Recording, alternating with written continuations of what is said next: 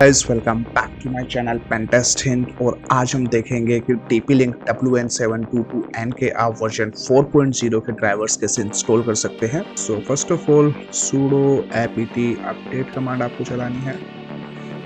इसके बाद में sudo apt अपग्रेड,